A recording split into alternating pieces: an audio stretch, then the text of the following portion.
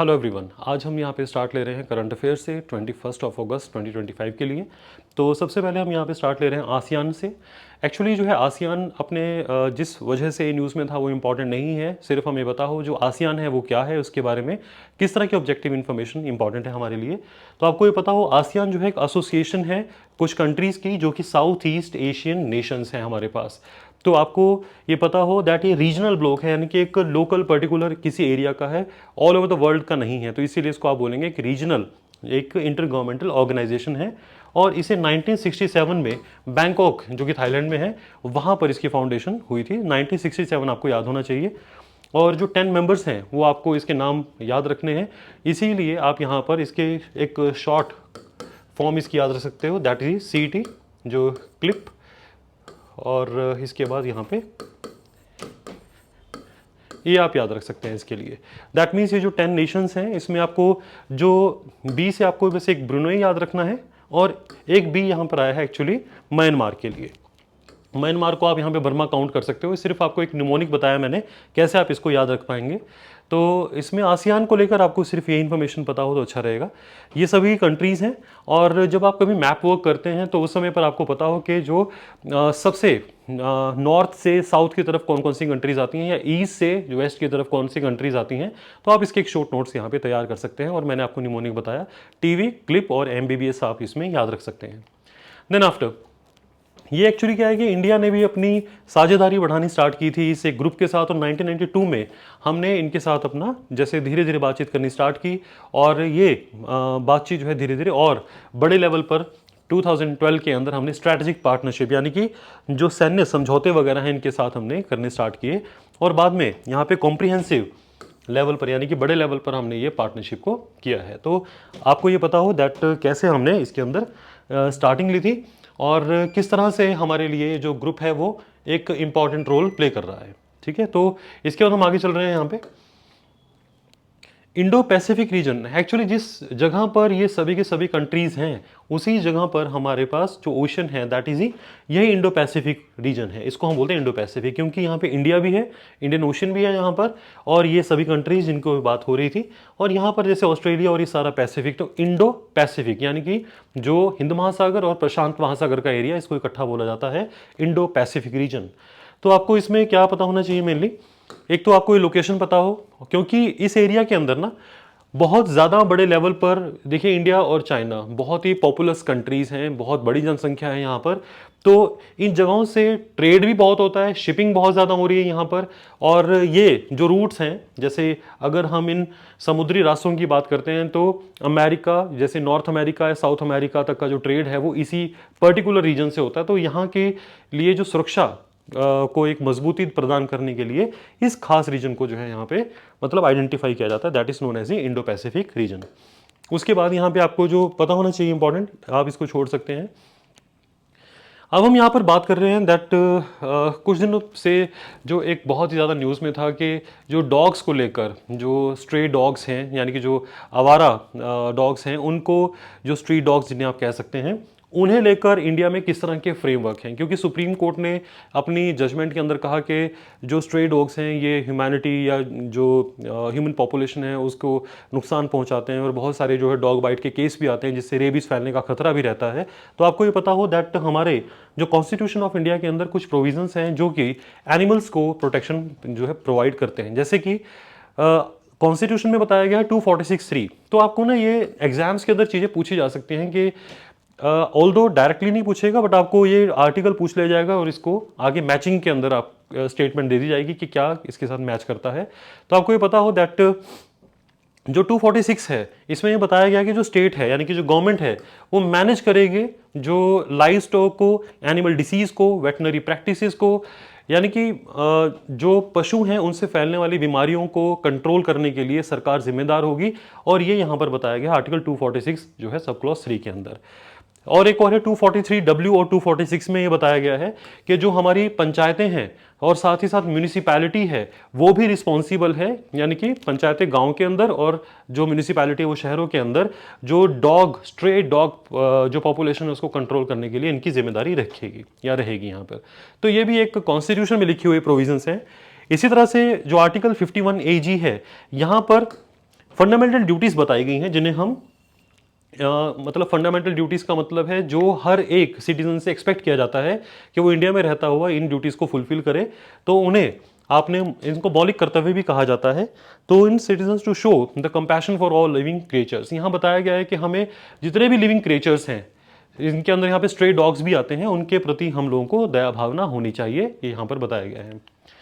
Article 21 भी इसी से जुड़ा हुआ है, जो कि बहुत ही फेमस एक केस हुआ था, Animal Welfare Board of India versus इन नागराज, जो कि 2014 का है, जिसमें यहां पर बताया गया था कि राइट टू लाइफ जो है वो जल्लीकट्टू केस भी इसको बोलते हैं, यानी कि राइट टू लाइफ सिर्फ और सिर्फ ह्यूमंस के लिए नहीं है या इंडियंस के लिए नहीं है, राइट टू लाइफ हर ह्यूमन के लिए और हर एक लिविंग क्रिएचर के लिए यहां पर आइडेंटिफाई किया था। एक्चुअली क्या है, जल्लीकट्टू केस जो तमिलनाडु से जुड़ा हुआ केस था, जिसके अंदर वहाँ पर एक ट्रेडिशनल पुराने समय से चलती आ रही एक वहाँ पे रेस होती है, उस रेस के अंदर जो बुल है उसके वहाँ पर जो उसके हॉर्न्स होते हैं, सींग होते हैं, उस पर एक छोटी सी थैली वगैरह बांधनी होती है। तो एक गेम होती है उसमें ना, एक्चुअली जो बुल होता है या जो भी आप वहाँ पर एनिमल को यूज़ करते हैं उस गेम के अंदर, तो उन्हें ना काफ़ी दिनों तक खाना पीना नहीं दिया जाता, तभी वो परेशान रहता है और गेम के अंदर ये मुश्किल हो जाता है उस एक परेशान हुए एनिमल को इस तरह से होल्ड या उसको जैसे अगर आप कंट्रोल करते हैं। तो जल्लीकट्टू केस उससे संबंधित था। तो वहाँ पर आइडेंटिफाई किया गया था कि राइट टू लाइफ सिर्फ जो है वो ह्यूमंस के लिए नहीं है, वो एनिमल्स के लिए भी है। तो अगर आप याद रख पाएं तो अच्छा रहेगा। और वैसे भी आर्टिकल 21 जो है राइट टू लाइफ ये हमें बताता है, ठीक है। इसके अलावा जो लीगल एंड पॉलिसी फ्रेमवर्क है वो है prevention of cruelty to the animals act 1960। याद रखिए इसको, पीसीए 1960 एक एक्ट है हमारे पास, जिसके तहत जो पशु हैं उनके प्रति अगर कोई क्रूरता करता है तो उसको जो है सजा दी जा सकती है। तो इसीलिए prohibits the cruelty and mandates a human treatment, यानी कि ह्यूमन ट्रीटमेंट का मतलब है एक मानवीय तरीके से किसी के साथ जो है पेश आना। ये हमारे पास अब कानून है, संविधान में नहीं है। संविधान में ये वाली चीजें थी, ये और यहां पर, जबकि ये वाली जो चीज है वो संविधान के अंदर नहीं है। तो आपको ये याद रखें। इसी तरह से एनिमल बर्थ कंट्रोल रूल्स भी हैं, जिसके तहत ये बताया गया है कि जो स्टरलाइजेशन करने की जरूरत रहती है, वैक्सीनेशन करने की जरूरत रहेगी जो स्ट्रे डॉग्स हैं, क्योंकि ये ऐसे डॉग्स हो सकते हैं जो कि अभी वैक्सीनेटेड नहीं हैं, जिन्हें प्रॉपर वैक्सीन नहीं लगी हैं, और ये कई तरह की डिसीज के वेक्टर हो सकते हैं। तो दैट इज वाई इन्हें स्टरलाइज करने की जरूरत है ताकि इनकी पॉपुलेशन ना बढ़े। ये रूल्स भी यही बताते हैं। और रेबीज कंट्रोल एफर्ट्स वगैरह में भी ये बताया गया है कि हमें जो स्टरलाइजेशन है स्ट्रे डॉग्स की, क्योंकि जो डॉग बाइट्स हैं जो वैक्सीनेटेड डॉग्स नहीं है और उनसे कई बार जो बाइट होती है ना, तो उसकी वजह से रेबीज हो जाता है, जो कि जिसका ट्रीटमेंट नहीं है। तो रेबीज जो है वो एक काफ़ी खतरनाक बीमारी है और उसके अंदर याद रखिए हाइड्रोफोबिया हो जाता है, पानी से डर लगने लगता है इंसान को। तो इसीलिए हमारा एक टारगेट भी है कि हमने इंडिया के अंदर रेबीज को कंट्रोल करना है। वो तभी पॉसिबल है जब हम स्ट्रे डॉग्स की पॉपुलेशन को कंट्रोल कर लेंगे या उन्हें किसी तरह से एक या वैक्सीनेटेड करें, उनको वैक्सीनेशन ज़रूरी है उनकी, बट जो कि पॉसिबल नहीं है। तो इसीलिए अभी जो फैसला आया था सुप्रीम कोर्ट का, उसके तहत उसकी एक जुरिस्डिक्शन में जो केस को डिसाइड किया गया है, उसमें यही बातें आई थी कि कैसे जो आवारा डॉग्स हैं, स्ट्रे डॉग्स हैं, स्ट्रीट डॉग्स हैं, वो किस तरह से ह्यूमन पॉपुलेशन को नुकसान पहुंचा रहे हैं और हमें इनका निवारण करना होगा। तो आपको जो मैंने अभी तक पॉइंट्स बताए सिर्फ उतने याद रहे तो अच्छा रहेगा। इसके बाद एक नेक्स्ट टॉपिक है, that is the nominations to the UT assembly. इसमें क्या बताया गया है यहाँ पे, जो हमारी इंडिया की होम मिनिस्ट्री है, याद रखिए सेंटर की जो होम मिनिस्ट्री है उसने ये बताया है कि जम्मू कश्मीर, याद रखिए इसमें जम्मू कश्मीर जो है ना 2019 के अंदर जम्मू कश्मीर को जो है हमने स्टेट का जो दर्जा दिया हुआ था वो वापस ले लिया था और उसे यूटी में कन्वर्ट कर दिया था, यानी कि वो डायरेक्टली सुपरविजन में था सेंटर के। और वहाँ पर हमने उस वहाँ के कामकाज चलाने के लिए, एडमिनिस्ट्रेशन को चलाने के लिए हमने वहाँ पर अपॉइंट किया था एलजी, यानी कि लेफ्टिनेंट गवर्नर। ये उसी तरह की पोस्ट है जैसे दिल्ली का जो राज्यपाल होता है उसको भी हम लेफ्टिनेंट गवर्नर बोलते हैं। तो आपने याद रखना है वहाँ पर लेफ्टिनेंट गवर्नर जो है जम्मू कश्मीर के अंदर, वहाँ की जो असेंबली है उसमें ये बताया गया है अब कि वहाँ की असेंबली में जितने लोग बैठेंगे, जैसे हरियाणा के अंदर जो टोटल सीट्स हैं असेंबली की वो है 90 सीट्स हैं जी, उसी तरह से जम्मू कश्मीर के अंदर भी 90 सीट्स रखी गई हैं, लेकिन वहां पर एडिशनली 5 लोगों को वहां पे नॉमिनेट कर सकते हैं लेफ्टिनेंट गवर्नर। आपको बस ये याद रखना है इसमें। और जब भी कभी कोई भी गवर्नर हो या लेफ्टिनेंट गवर्नर हो, वो आमतौर पे जो मंत्रिमंडल है जो लोगों की चुनी हुई सरकार है वहां से कुछ लोग मंत्री बनते हैं, मंत्रिमंडल की सलाह पर ही ये काम करते हैं। पर यहां पर क्या बताया गया है, विदाउट, यानी कि जो लेफ्टिनेंट गवर्नर ये यहां पर जिन 5 लोगों को नॉमिनेट करेंगे इस विधानसभा के लिए, उनको चुनने में काउंसिल ऑफ मिनिस्टर की एडवाइस लेने की जरूरत नहीं है। तो आपको ये याद रखना है 2019 के अंदर यहां पर 90 इलेक्टेड मेंबर्स, और यहां जिसको हमने अमेंड किया था 2023 में इस एक्ट को, ये याद रखना है आपने, और 90 वहां पे सीट्स हैं, यानी कि 90 एमएलए होंगे, और वहां पर 5 लोगों को जो लेफ्टिनेंट गवर्नर हैं वहां के उपराज्यपाल हैं वो नॉमिनेट कर सकते हैं 5 लोगों को without the aid and advice of the council of minister. अब यहां पर हमारे लिए कुछ चीजें इंपॉर्टेंट हैं, उनको हम एक बार आइडेंटिफाई कर लेते हैं। जैसे सिर्फ जम्मू कश्मीर, दिल्ली और पुडुचेरी, यहां पर ही आप याद रखिए राज्यसभा के अंदर, मान लीजिए अगर हम चंडीगढ़ की बात करते हैं तो चंडीगढ़ एक छोटी टेरिटरी है, यूनियन टेरिटरी है। इसी तरह दादर नागर हवेली एक यूनियन टेरिटरी है। जिन छोटी यूनियन टेरिटरीज जो होती हैं ना, वहां से राज्यसभा के लिए कोई भी प्रतिनिधित्व यानी कि रिप्रेजेंटेशन नहीं भेजा जाता है। दैट मीन्स राज्यसभा जो हमारी होती है इंडिया की, वहां पर यूनियन टेरिटरी से रिप्रेजेंटेशन नहीं होती है अगर वो छोटी यूनियन टेरिटरी है। बट यहां पर जो जम्मू कश्मीर है वो पहले यूनियन टेरिटरी थी, हालांकि अब वो फुल फ्लेज एक स्टेट उसको बना दिया गया है अभी। इसी तरह दिल्ली भी एक यूटी है बट ये स्टेट है, यहां पर सीएम होते हैं और यहां पे मंत्रिमंडल भी है। पुडुचेरी में भी सीएम होते हैं और वहां के मंत्रिमंडल भी है, और यहां पे जो सीट्स हैं हमारे पास 33, आप इसमें जो है ना ये याद रखिए, इन यूटी से ही सिर्फ जो है राज्यसभा में यहां रिप्रेजेंटेशन जाती है, यानी कि इन जगहों से लोग चुनकर भेजे जाते हैं, जम्मू कश्मीर से, दिल्ली से और पुडुचेरी से, क्योंकि इन जगहों पर एमएलएस होते हैं इसीलिए। अब यहां पर हमें एक चीज और देखनी है, जो composition of the legislative assembly of UTs are governed by the acts of Parliament. ये आपके लिए क्वेश्चन आ सकता है कभी ना कभी स्टेटमेंट में, ये याद रखना है आपने। इसका मतलब क्या है, जो भी यूटी होती है, चाहे वो दिल्ली की है, पुडुचेरी की है, चाहे वो चंडीगढ़ है, दादर नागर हवेली है, अंडमान निकोबार है, लक्षद्वीप है, इनमें अगर हम कभी यहां पे सीएम और एमएलए बनाना चाहते हैं, जैसे दिल्ली और पुडुचेरी में है और जेएंडके में भी था, तो इन यूटीज के अंदर कितनी कितनी सीट्स होंगी ये कौन बताएगा, पार्लियामेंट बताएगी, ये याद रखना है आपने। तो आप कहेंगे फिर स्टेट्स में कौन बताता है, स्टेट्स में एक्चुअली डीलिमिटेशन कमीशन बताता है। डीलिमिटेशन कमीशन जो होता है ना, वो आइडेंटिफाई करता है कि जैसे हरियाणा है, पंजाब है, गुजरात है, तमिलनाडु है, जो फुल फ्लैश स्टेट्स हैं, वहां पर कितनी पॉपुलेशन है और यहाँ पे कितने एमएलए होने चाहिए। बट जो हमारे पास यूटीज होती हैं, यूटीज क्योंकि छोटी होती हैं, वहां तो एमएलए की जरूरत ही नहीं है, तो इसीलिए वहां पर तो लेजिस्लेटिव असेंबली बनाने की आवश्यकता नहीं होती है। बट जो यूटी बड़ी होती हैं, जैसे पुडुचेरी है, दिल्ली है और जेएंडके है, बड़ी यूटीज हैं, यहां पर एमएलए बनाने जरूरी है ताकि लोगों को एक कह सकते हैं हम पॉलिटिकल रिप्रेजेंटेशन उनकी मिल सके। इसीलिए यहां पे सीएम और जो काउंसिल ऑफ मिनिस्टर होती है, तो इन जगहों की टोटल एमएलए की सीटें यहां पे कितनी होंगी जेएंडके, दिल्ली और पुडुचेरी में, ये कौन बताएगा, ये कानून बनाएगी पार्लियामेंट। तो ये क्वेश्चन आपको आ सकता है, लाइन पूरी आ सकती है, ये याद रखिएगा। जैसे दिल्ली के असेंबली में 70 इलेक्टेड मेंबर्स होते हैं यहां पर, और यहां पर नॉमिनेटेड एमएलएस का जो है ना कोई प्रोविजन यहां पर नहीं है। दैट मींस यहां पर कोई नॉमिनेटेड एमएलए आपको नहीं मिलेगा जो कि यहां के जो लेफ्टिनेंट गवर्नर हैं उन्होंने किसी को नॉमिनेट किया हो, यहां पे प्रोविजन ही नहीं है। तो यहां पे 70 सीट्स है, और किस एक्ट के तहत है ये आपने याद रखना है, national capital territory of Delhi act 1991, ये एक्ट भी याद रखिएगा। उसके बाद आगे बढ़ रहे हैं, जो पुडुचेरी है वहां पे 30 मेंबर्स हैं, और याद रखें यहां जैसे मैंने आपको कहा कि यहां 30 मेंबर्स हैं, इलेक्टेड मेंबर्स हैं, ये इनको चुना जाएगा, और 3 मेंबर और यहां पर मतलब हो सकते हैं जो कि nominate up to the 3 members under the government of the union territory act 1963। Puducherry के अंदर यह एक्ट लगता है government of union territory act 1963 के तहत, वहां पर 30 लोगों को डायरेक्टली लोग चुनेंगे और 3 लोगों को नॉमिनेट किया जा सकता है। तो आपको यह याद रखना है पुडुचेरी में नॉमिनेशन है। और राज्यसभा जो हमारी है, क्या वहां पर भी हम नॉमिनेट करते हैं? यस। आप जिन लोगों ने पॉलिटी पढ़ी है, पॉलिटी का टॉपिक आता है वहां राज्यसभा के बारे में पढ़ते हैं हम, तो आपको ये फिर भी पता होना चाहिए। आर्टिकल 80 के तहत ये बताया गया है कि राज्यसभा के अंदर जो पार्लियामेंट में जो प्रेसिडेंट है, याद रखना है कौन यहां पे नॉमिनेट करता है, प्रेसिडेंट, वेरी इंपॉर्टेंट। वो आपको उलझाने के लिए पेपर में प्राइम मिनिस्टर लिखेगा, काउंसिल ऑफ मिनिस्टर लिखेगा, कुछ भी लिखेगा, वहां पे ये वैलिड नहीं होगा। आपको याद रखना है प्रेसिडेंट कुछ लोगों को नॉमिनेट करते हैं जो 12 लोग होने चाहिए, वो 12 लोगों को नॉमिनेट कर सकते हैं प्रेसिडेंट, कहां के लिए, राज्यसभा के लिए।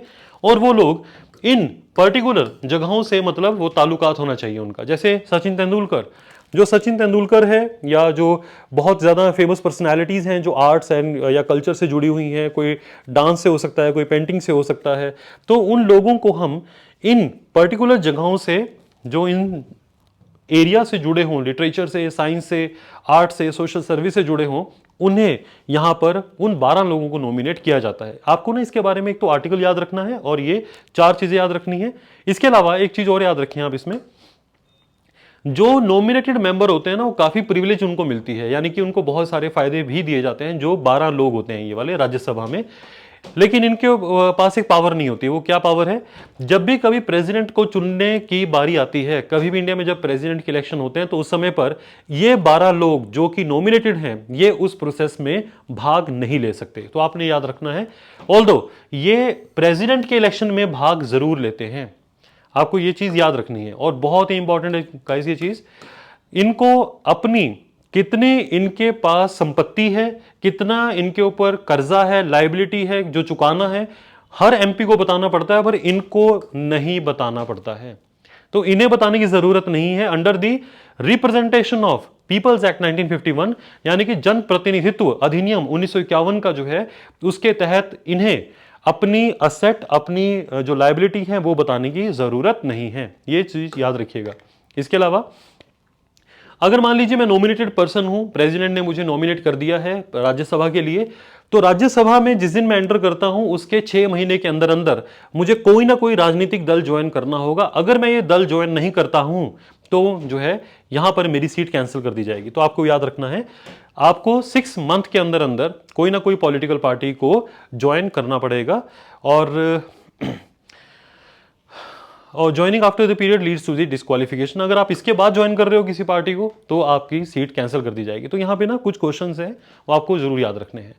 इसी तरह से गाइस, लेजिस्लेटिव काउंसिल्स के अंदर आपने याद रखना है, दैट मीन्स हमारे पास देखिए 2 तरह जो हमारे राज्य हैं, एग्जाम्पल के लिए हरियाणा है, हरियाणा में सिर्फ विधानसभा है।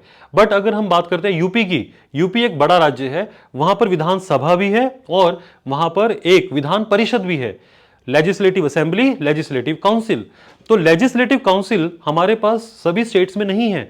जिन जिन स्टेट्स में है, जैसे महाराष्ट्र है, यूपी है, बिहार है, कर्नाटका है, इन जगहों पर जिनके मैं अभी नाम ले रहा हूं, इन बड़े स्टेट्स के अंदर जहां पर लेजिस्लेटिव काउंसिल है, वहां पर कुछ लोगों को गवर्नर यहां पर नॉमिनेट करते हैं। तो अब क्योंकि हम नॉमिनेशन के बारे में पढ़ रहे हैं, तो आर्टिकल 171 के तहत, 171 के तहत, जिस भी राज्य में स्टेट लेजिस्लेटिव काउंसिल होती है, विधान परिषद होती है, वहां पर 1/6 मेंबर, यानी कि 1/6 ऑफ द टोटल जो मेंबर्स हैं उस विधान परिषद के, उन्हें गवर्नर साहब on the advice of the council of minister वहां पर चुनते हैं। ये याद रखिएगा, 1/6 लोगों को नॉमिनेट किया जाता है, नामित किया जाता है।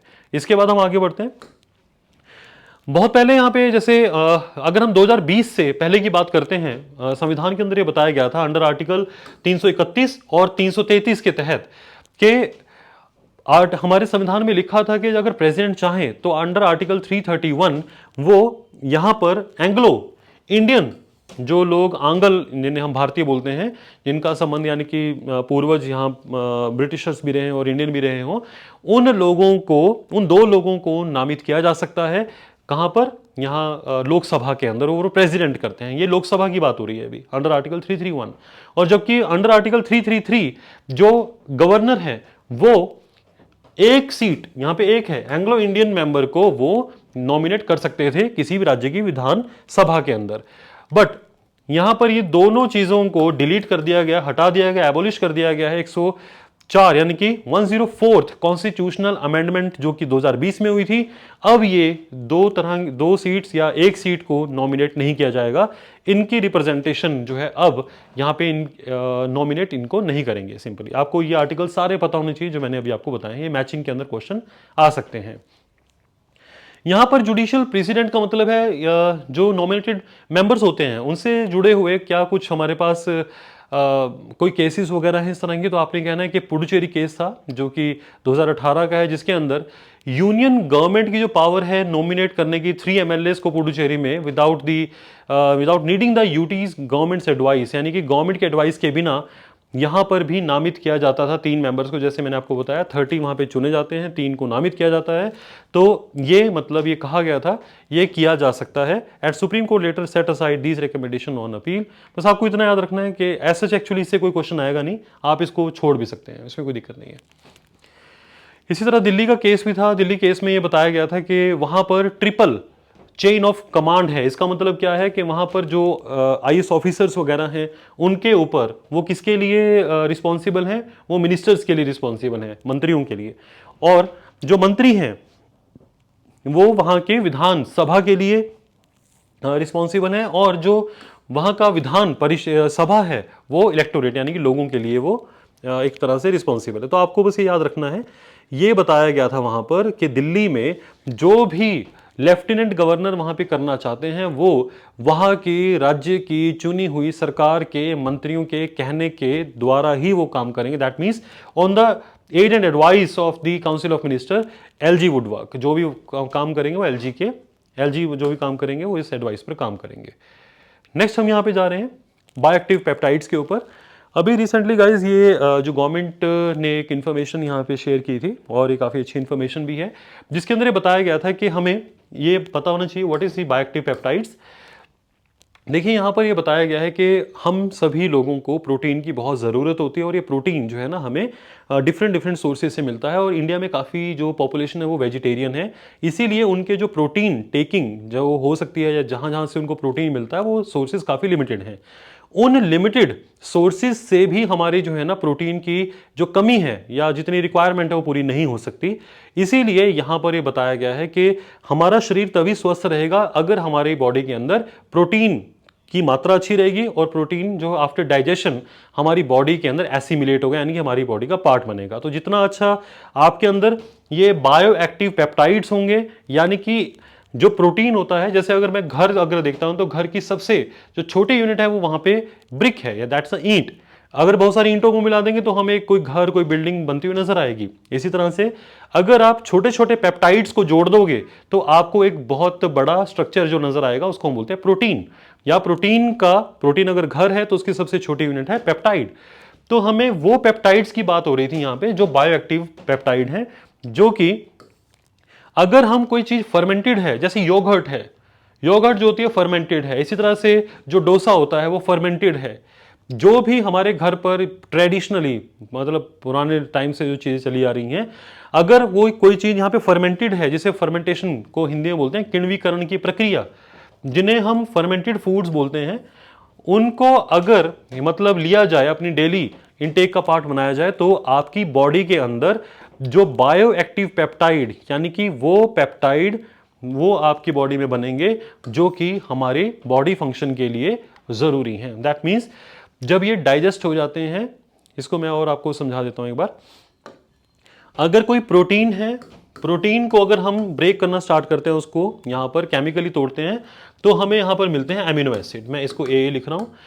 इन अमीनो एसिड के छोटे छोटे जो चेन्स होती हैं ना, उनको बोलते हैं हम बायोएक्टिव पेप्टाइड्स, जो कि हमारे लिए इंपॉर्टेंट होते हैं। और इसीलिए यहाँ पे ना फर्मेंटेड फूड्स के ऊपर काफी जोर दिया गया था इस गवर्नमेंट के द्वारा जारी की गई इंफॉर्मेशन के ऊपर। तो आपको याद रखना है इसके अंदर हमारी बॉडी जो है ना, कई बार क्या होता है कि हम जब प्रोटीन लेते हैं वो डाइजेस्ट नहीं हो पाते, तो इसीलिए हमारी बॉडी जो है ना एक अच्छे लेवल पर ग्रो नहीं कर पाती है। तो अच्छी ग्रोथ के लिए क्या रिक्वायर्ड है, फर्मेंटेड फूड को भी अगर आप साथ में खाएंगे तो आपके लिए बेनिफिशियल रहेगा। अब मैं आपको थोड़ा सा इसके ऊपर और इन्फॉर्मेशन दे देता हूँ यहाँ पे। जैसे जो पेप्टाइड्स हैं और proteins are both made up of the amino acid. चाहे प्रोटीन कह दो या पेप्टाइड कह दो, दोनों अमीनो एसिड से बने होते हैं ये, ठीक है। और द की difference is that the peptides are the shorter chains. मैंने जैसा आपको बताया, अगर हम पेप्टाइड बोल रहे हैं तो जैसे अमीनो एसिड और अमीनो एसिड ये शॉर्ट चेन है। अगर इसको मैं 50 बार लिख दूंगा तो इसको हम बोल देंगे protein. That means amino acid की जो शॉर्ट चेन है that is known as the protein, और अमीनो एसिड की जो लॉन्ग चेन है उसको हम बोलते हैं दैट इज अमीनो एसिड की शॉर्ट चेन को पेप्टाइड, लॉन्ग चेन को प्रोटीन कहा जाएगा। इसका हेल्थ बेनिफिट क्या है, ये हमारा जो ब्लड प्रेशर है, ब्लड शुगर है, इम्यूनिटी है हमारी, वो बूस्ट होगी इससे। और इन्फ्लामेशन यानी कि जो कहीं ना कहीं हमारी बॉडी के अंदर कई तरह की कह सकते हैं आप, इन्फ्लामेशन का मतलब है हमारे जब सेल्स वगैरह वर्क ठीक तरह ना कर रहे हो उस एक कंडीशन को। और हमारे कार्डिक यानी कि जो हार्ट की हेल्थ है, मेटाबॉलिक का मतलब है जो हमारे पचाने की क्षमता है, उसमें अच्छा आपको एक बेनिफिट मिलता है अगर आप फर्मेंटेड फूड लेते हैं तो। अमीनो एसिड्स क्या होते हैं, हमारी पूरी बॉडी जो है मैक्सिमम हमारे जो मसल्स हैं, बॉडी है, शरीर जो आप देखते हैं वो मेनली प्रोटीन से बना हुआ है, और प्रोटीन की जो स्मॉल यूनिट है that's amino acid. Amino acid guys actually हमारे पास 3 होते हैं, अगर ध्यान से देखा जाए उनके 3 ग्रुप्स हैं। एक है बहुत ज़रूरी, मतलब ये इतने ज़रूरी हैं कि हमारी बॉडी इनको खुद प्रोड्यूस नहीं कर सकती, इसीलिए हमें इनको ना फूड से, जो भी हम खाना खाते हैं उससे हमें इनको ऑब्टेन करना पड़ता है, जैसे कि histidine, Eleusine and the lysine. और अगर आप याद रख पाए तो ये ठीक रहेगा, हिस्टिडीन वगैरह के एग्जाम्पल। एक होते हैं नॉन असेंशियल, ये असेंशियल क्यों नहीं है, क्योंकि हमारी बॉडी अंदर खुद ही इसको बना लेती है। उसके अंदर है एलानिन, ग्लूटामिक एसिड और ग्लाइसिन, ये कुछ ऐसे हैं जो हमारी बॉडी खुद ही यहाँ पे बना लेती है, इसीलिए हमें एडिशनली लेने की ज़रूरत नहीं है। और एक है हमारे पास कंडीशनली एसेंशियल अमीनो एसिड, जो कि असेंशियल नहीं होते और कई बार हमें इलनेस या हमारे पास जो स्ट्रेस है उसके टाइम पर हमें चाहिए होते हैं। आर्जिनाइन, सिस्टीन एंड ग्लूटामिन, ये कुछ ऐसे एग्जाम्पल हैं, तो आप याद रख पाए तो अच्छा है, अदरवाइज इसको आप स्किप कर सकते हैं। नेक्स्ट हम यहाँ पे न्यूज़ देख रहे हैं, that is related to the Gulf of Mannar. Gulf of Mannar guys ये देखिए यहाँ पे, जैसे आपको पता ही होगा, इंडिया अगर ये है तो इस तरफ जो हमारे पास यहाँ पे श्रीलंका है, तो श्रीलंका के यहाँ की बात हो रही है। अगर मैं इसको श्रीलंका बोल रहा हूँ तो इस तरफ की बात हो रही है, that's a gulf of Mannar. तो यहाँ पर गल्फ ऑफ मन्नार को समझने के लिए देखिए, ये इंडिया के यहाँ पर ये गल्फ ऑफ मन्नार है और ऊपर है पाक बे, ठीक है। और इस तरफ अगर हम जा रहे हैं, यहाँ पे कनेक्ट हो रहा है, तो यहाँ पे श्रीलंका की तरफ कनेक्ट हो रहा है ये। तो श्रीलंका और इंडिया के इस तरफ अगर आप देखें, that's a gulf of Mannar और ऊपर है पाक बे। तो हम यहाँ पे देख रहे हैं हुआ क्या, इस एरिया के अंदर एक्चुअली जो कोरल है, कोरल ब्लीचिंग हुई है। अभी कोरल ब्लीचिंग क्या होती है गाइज, कोरल्स देखने में आपको पत्थर जैसी लग सकती हैं। कोरल्स एक प्रकार के जीव होते हैं जो कि 2 तरह के ऑर्गेनिज्म से मिलकर बना हुआ, जो आपस में इकट्ठे रहते हैं और दोनों आपस में एक दूसरे को फायदा पहुंचाते हैं, जिसको हम कोरल पॉलिप बोलते हैं एक को, और दूसरे को बोलते हैं जूज़ैंथिली। तो दोनों एक दूसरे की ज़रूरतों को पूरा करते हुए इकट्ठे रहते हैं और उसको बोला जाता है कोरल। कोरल जहाँ पर होती है, याद रखिए, वहाँ पर कई तरह के जो फिशेस हैं उनका एक शोल जैसे झुंड होता है उसका, वो वहाँ पर आपको मिल जाता है। तो बायोडाइवर्सिटी बहुत ज़्यादा होती है जहाँ पर भी हमारे कोरल्स होती हैं, और ये धीरे धीरे ख़त्म हो रही हैं, कोरल्स ख़राब हो रही हैं। इसीलिए हमें आर्टिफिशियली जो कुछ तरीके अपनाने पड़ रहे हैं ताकि इनके जो चट्टाने हैं, क्योंकि जब इनकी डेथ हो जाती है तो फिर एक चट्टान का रूप ले लेती हैं वो। आपको बस ये याद रखना है सिंपली इस न्यूज़ के अंदर कि गल्फ ऑफ मन्नार कहाँ पर है, और ये वैसे भी एनवायरनमेंट का जो टॉपिक है आप उसमें इसको कवर करेंगे तो अच्छा रहेगा। बस वहाँ पे आपको याद रखिए तमिलनाडु की बात हो रही है। और कोरल ब्लीचिंग का मतलब है जब कोई कोरल, जब पानी वगैरह गंदा होने लगे, पानी गर्म होने लगे, या नदियों का पानी जो है ज़्यादा वहाँ पर कह सकते हो उसके अंदर काफ़ी ज़्यादा पार्टिकल आने लगे, तो उस समय पर जो कोरल है वो डेथ उसकी होने लगती है, क्योंकि उनका जो माउथ है, मुंह है, जो क्लॉग हो जाता है, रुक जाता है। इसी वजह से डेथ हो जाती है, वो एक चट्टान का रूप ले लेती है, और अल्टीमेटली हमें इसको रोकना है। तो बस ये बात है, अदरवाइज ये आप एनवायरनमेंट में इसको कवर करेंगे तो अच्छा रहेगा। उसके बाद यहाँ पे गल्फ ऑफ मन्नार जो है, बेसिकली ये पार्ट किसका है, ये हमारे पास जो लक्षद्वीप सी है उसका ये पार्ट है। और इसके अलावा यहाँ पर जो टोटल हमारे पास 21 आइलैंड्स हैं।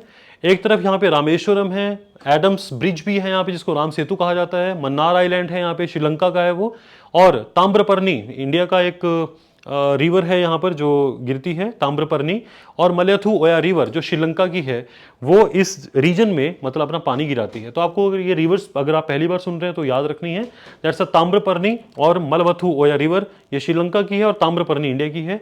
ये कहाँ ड्रेन करती हैं, गल्फ ऑफ मन्नार के अंदर पर्टिकुलरली। और इसी जगह पर एक बंदरगाह भी है, यानी कि बड़ा पोर्ट है जहाँ पर जहाज लोडिंग अनलोडिंग करते हैं सामान की, that is a Tuticorin port.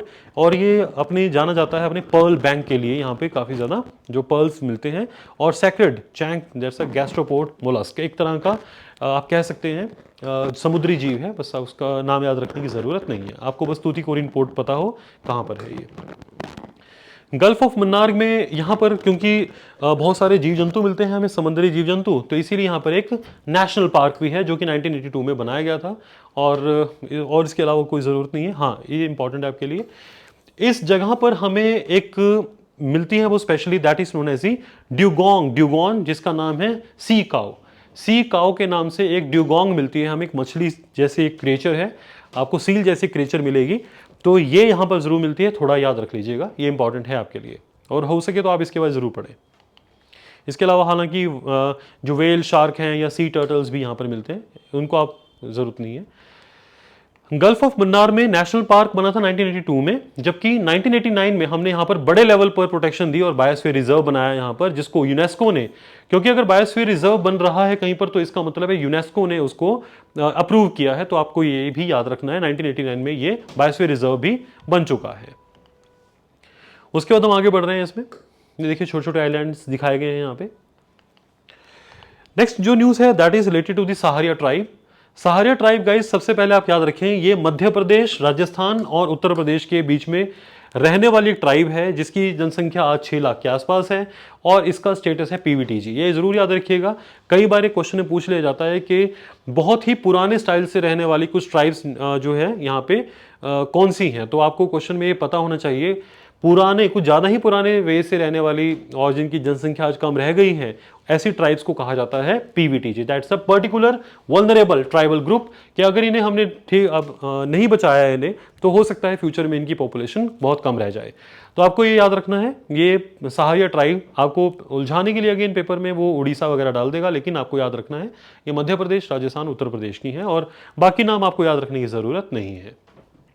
Population भी हालांकि काफ़ी है, बट 6 लाख ठीक है, बट इनको फिर भी प्रोटेक्शन की ज़रूरत है। ये अपने छोटे छोटे, जैसे हम गांव के अंदर रहते हैं, इसी तरह से सहराना बोलते हैं ये, क्योंकि सहारिया ट्राइब है तो अपने हैमलेट्स को या अपने जो एक सेपरेट इनका क्लस्टर्स होते हैं उनको सहराना बोलते हैं ये लोग।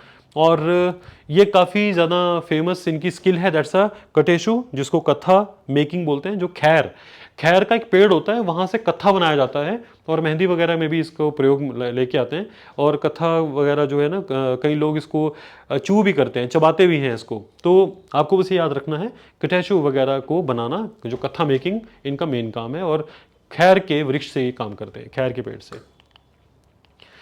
नेक्स्ट न्यूज़ है, ये आपके लिए इंपॉर्टेंट है गाइस, इसको हम बोलते हैं that's a periodic labour force survey.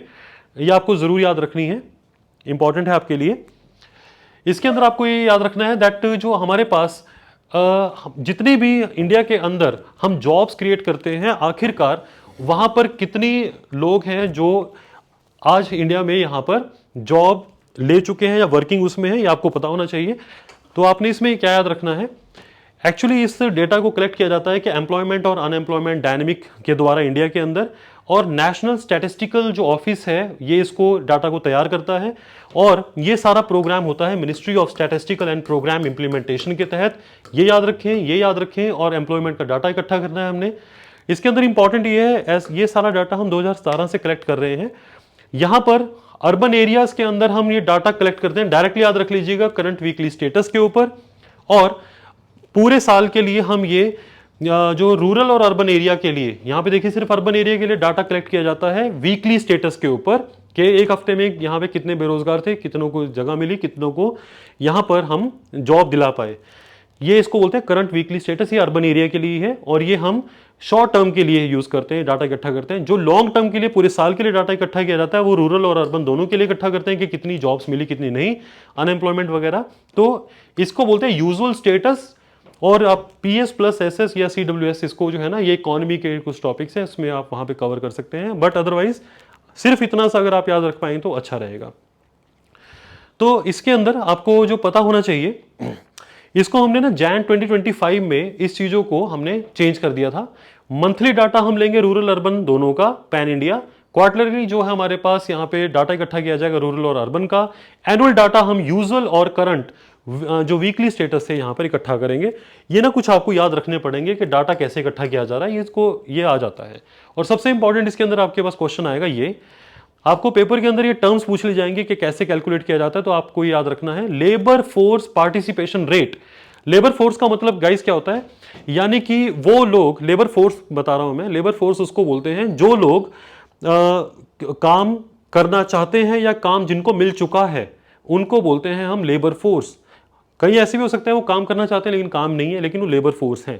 तो आपको अगर ये चीज समझ आ गई है तो आपको ये याद रखना है, लेबर फोर्स पार्टिसिपेशन रेट किसको बोलते हैं हम, जब यहां पर हमारे पास labour force upon total population की बात हो और इंटू 100 कर दें तो इसको आएगा हमारे पास, ये रेट आ जाएगा, परसेंटेज आ जाएगी। अगर हम जिनको काम मिल चुका है, अगर हम यहाँ पे वर्कर्स को, जो एम्प्लॉयड्स हैं जिनको काम मिल चुका है, अगर यहाँ पे मैं वर्कर लिख दूंगा और पॉपुलेशन नीचे रहेगी वही, तो इसको हम बोलेंगे worker population ratio. Unemployment rate क्या होता है, अगर यहां पर जो अनएम्प्लॉयमेंट है, जिनको काम नहीं मिला, और टोटल लेबर फोर्स का वो पार्ट है, यहां पे टोटल पॉपुलेशन नहीं आएगा, याद रखिए, और यहां पर 100 से अगर आप मल्टीप्लाई कर दे तो हमारे पास परसेंटेज आ जाएगी वो, तो इसको बोलेंगे अनएम्प्लॉयमेंट रेट। और करंट वीकली स्टेटस का मतलब है कि 7 दिनों के अंदर कितने लोगों को कितने समय का काम मिला, उसको करंट वीकली स्टेटस के नाम से हम बोलते हैं। तो आपके लिए ये 3 इंपॉर्टेंट है mainly, labour force participation rate, worker population ratio और अनएम्प्लॉयमेंट रेट। कैसे निकालते हैं ये आपको वो फॉर्मूला वगैरह पूछ सकता है। इसके अलावा आप ये छोड़ सकते हैं, इसमें कोई जरूरत नहीं है। नेक्स्ट है यहाँ पे रूबेला। रूबेला जिसको 3 डे मीजल्स भी कहा जाता है या जर्मन मीजल्स भी कहा जाता है। याद रखिए नेपाल को अभी घोषित किया गया WHO द्वारा कि साउथ ईस्ट एशियन रीजन में अब ये 6ठी कंट्री है जहां पर ये एलिमिनेट कर दिया गया है, रूबेला को हटा दिया गया है। रूबेला गाइस एक्चुअली होता है जिसके अंदर बॉडी में ना रैश हो जाते हैं रूबेला में, और ये जो फर्स्ट ट्राइमेस्टर होता है प्रेगनेंसी का, यानी कि शुरू के 3 महीने जो होते हैं प्रेगनेंसी के, उसमें काफ़ी डेंजरस होता है ये, और बाद में भी हालांकि नुकसान पहुंचा सकता है। पिंक रैशेज हो जाते हैं फेस पर और आपके चेस्ट रीजन पर मेनली। इसके अंदर आपको लो ग्रेड फीवर आता रहेगा, यानी कि फीवर ज़्यादा तेज नहीं होगा। ट्रांसमिशन कैसे होता है, कफ या स्नीजिंग से, छींक मारने वगैरह से भी ये फैल सकता है। और आपको जो पता होना चाहिए, इसमें और कुछ इंपॉर्टेंट नहीं है आपके लिए, आप छोड़ सकते हैं। बाकी वैक्सीनेशन के लिए जरूर याद रखिएगा, इसके अंदर ना एक MMR वैक्सीन लगती है जिसको हम बोलते हैं मीजल्स के लिए, मम्प्स के लिए, रूबेला के लिए इकट्ठी वैक्सीन होती है, MMR बोलते हैं उसे। पहली डोज 12 से 15 महीने में, सेकंड डोज 4 to 6 ईयर्स में लगती है। और यहां पर जो लाइव, यानी कि जिसके अंदर वायरस हो, ऑलरेडी वीक किया हो वायरस, उसको लाइव वैक्सीन बोलते हैं। वो जो इंजेक्ट अगर हम करेंगे तो ये जो ड्यूरिंग द प्रेगनेंसी ये खतरनाक होता है। ऑल्दो आप इसको छोड़ सकते हैं, आपको सिर्फ वो याद रखना है, जो प्रेग्नेंट वुमन होती है उनको सजेस्ट किया जाता है कि प्रेगनेंसी से पहले, मतलब ये अगर वैक्सीनेशन अगर हो जाए वुमन में तो ज़्यादा बेटर है। तो ये 6 कंट्रीज और हैं, इसमें अभी इंडिया का नाम यहाँ पर नहीं है। तो भूटान वगैरह को आप देख रहे हैं, जैसे DPR, Korea, Maldives, Sri Lanka, Timor Leste and Nepal. Nepal यहाँ पे 6ठी कंट्री है, आपको भी पता होना चाहिए कौन सी कंट्री थी अभी। उद्यम सखी पोर्टल नेक्स्ट एक है यहाँ पर। उद्यम सखी पोर्टल एक इस तरह का पोर्टल है जो कि 2018 में मिनिस्ट्री ऑफ MSME ने, जो कि माइक्रो स्मॉल मीडियम एंटरप्राइजेस जो हमारे हैं उनकी मिनिस्ट्री है, ताकि हम जो वुमेन हैं उनको फाइनेंशियल स्कीम्स के बारे में इंफॉर्मेशन, पॉलिसीज के बारे में दे सकें, इसके लिए बनाया गया था। उद्यम का मतलब होता है एक एंटरप्रेन्योर, और सखी पोर्टल का मतलब है जो स्पेशली वुमेन के लिए हमने बनाया हो। सिंपल आप इतना याद रखें, ये पोर्टल किसके लिए और किसने इसको लॉन्च किया था, ये जरूर याद रखिएगा। ईयर याद हो जाए तो अच्छा है। एक और हम यहाँ पे देख रहे हैं, दैट्स ई जागृति प्लेटफॉर्म, जिसके तहत हम क्या देख रहे हैं इसमें, ये डिपार्टमेंट ऑफ कंज्यूमर अफेयर ने शुरू किया था और इसमें डिस्प्यूट रिड्रेसल सिस्टम है। इसका मतलब क्या है, मैं इसमें आपको एक बार बता देता हूं।